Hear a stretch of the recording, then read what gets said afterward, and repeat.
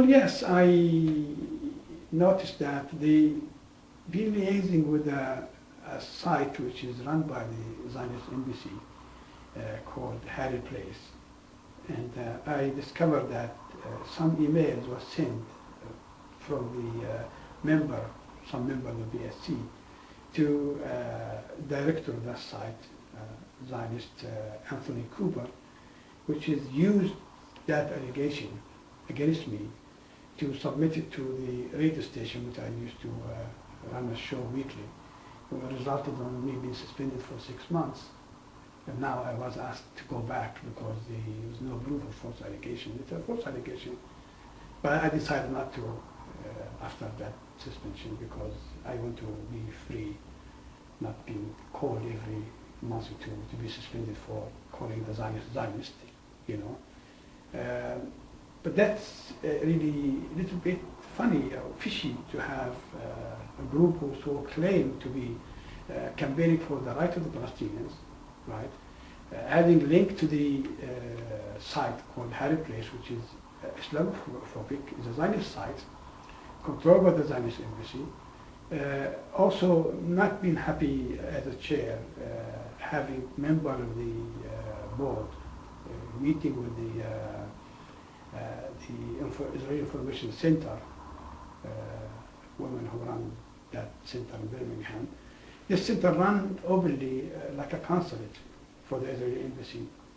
And I was not happy that Chris Kamis, Naim Malik, to meet with these individuals because if we're going to start talking to the local Zionists, we better have just open relationship with the Israeli embassy, you know.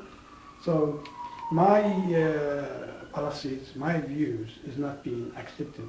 So what happened is they gang on me and they decided to investigate me on the so-called anti-Semitic shower articles.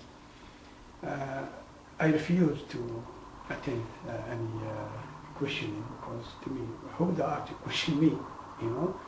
I will not allow such called them liberal Zionists to question me about my stand on the Zionist movement and the illegal occupation of Palestine. So while I was absent, they voted me out, you know, and I want to take advantage of this interview and I want to really thank them very, very much for doing so because had I stayed, I'd be punished, you know, the same brush as being a liberal Zionist. So I want to say thanks very much for the member of the board who actually voted me out. It's a good question. Let me just explain something. Before an investigation, before I was called to attend, Kamel Hawash, who is the vice chair of BSC National, sent an email to our secretary, Mark Sullivan, telling him that if he wanted me to take the case to the national branch, I'm happy to do that.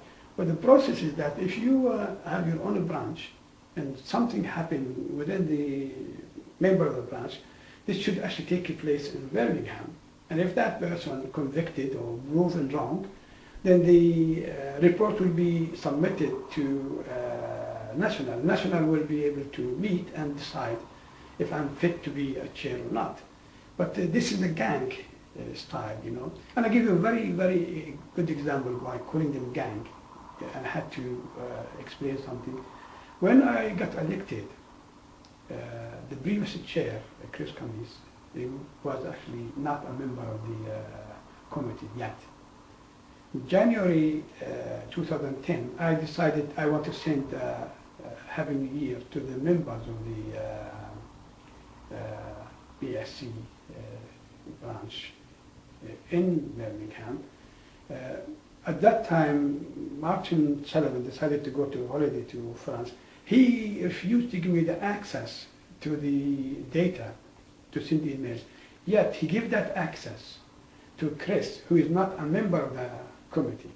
So that tells you this is a bunch of a gang, you know, who actually cronies, you know.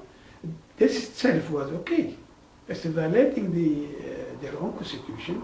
You know, it's like you giving a data of your organization, you know, to the shopkeeper next door. You know?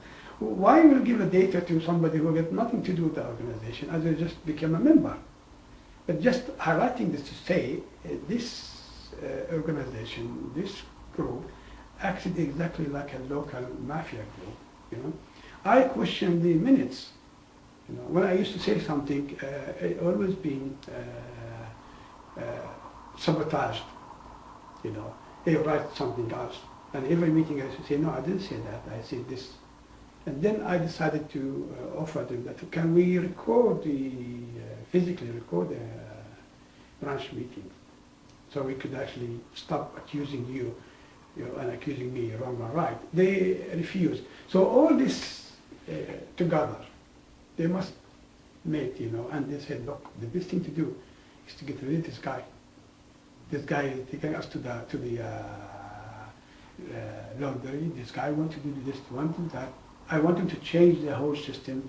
Let me give you a very quick example. In the eve of attack on Gaza, we have a table outside Mark Spencer, BSC, we have a table outside Mark Spencer.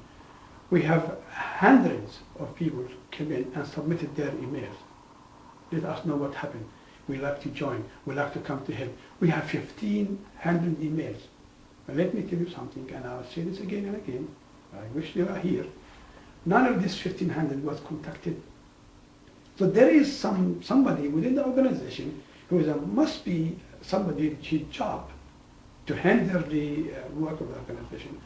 This is a gold in your hand. You have 1,500 people angry about the Zionist slaughter, the Holocaust in Gaza.